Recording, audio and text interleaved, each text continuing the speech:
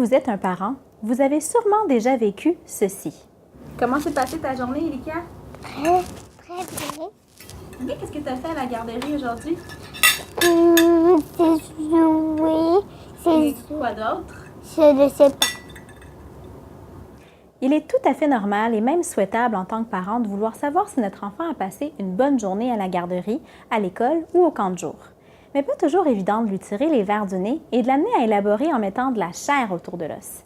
Quand on demande aux enfants de raconter, de décrire ou d'expliquer, qu'il s'agisse d'un spectacle ou d'un film qu'il a vu, d'une activité spéciale réalisée en famille ou d'un conte lu des dizaines de fois, ils répondent souvent de façon expéditive.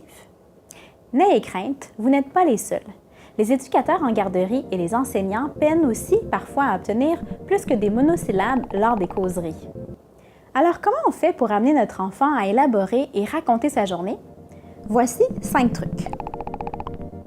D'abord, sachez que le moment le plus propice pour poser la question « Comment s'est passée ta journée ?» n'est pas forcément quand on va chercher notre enfant à l'école ou à la garderie. Tout comme vous, il arrive que votre enfant ait sa journée dans le corps et qu'il ne soit pas disposé à parler beaucoup en fin d'après-midi. Certains enfants ont davantage le goût de se confier au moment du repas, d'autres en prenant leur bain et d'autres au moment du dodo quand on les borde. Dans tous les cas, il y a quelque chose d'universel. Les enfants n'aiment pas raconter leur journée en regardant la télé. Arrangez-vous idéalement pour ne pas leur poser la question quand la télévision est allumée ou quand ils s'amusent avec votre téléphone ou votre tablette. Comment s'est passée ta journée, Elika, aujourd'hui? Elika, comment s'est passée ta journée? Privilégiez un lieu calme et sans distraction. Numéro 2. Avez-vous pensé à raconter votre journée à votre enfant? Banal, mais peu de parents pensent à le faire. Les enfants apprennent pourtant par modèle ou imitation.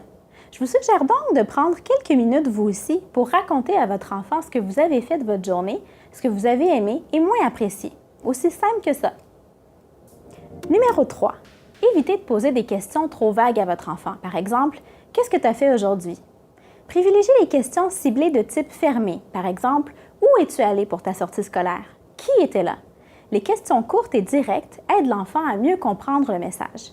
La conversation peut se prolonger assez longtemps lorsque les questions sont bien adaptées au niveau de l'enfant. Quand une question est trop difficile, proposez un choix de réponse. Par exemple, « Vous êtes allé au parc ou vous êtes resté à la garderie? Est-ce que tu t'es balancé ou t'as glissé? » Qu'est-ce qui s'est passé, Elika, quand on est allé au zoo? Quels animaux t'as vus? J'ai vu des pandas, des singes et des perroquets. Ah ouais? Et qu'est-ce que t'as donné à manger aux singes? Numéro 4. N'hésitez pas à sortir des sentiers battus lorsque vous poserez des questions à votre enfant pour savoir comment s'est passée sa journée.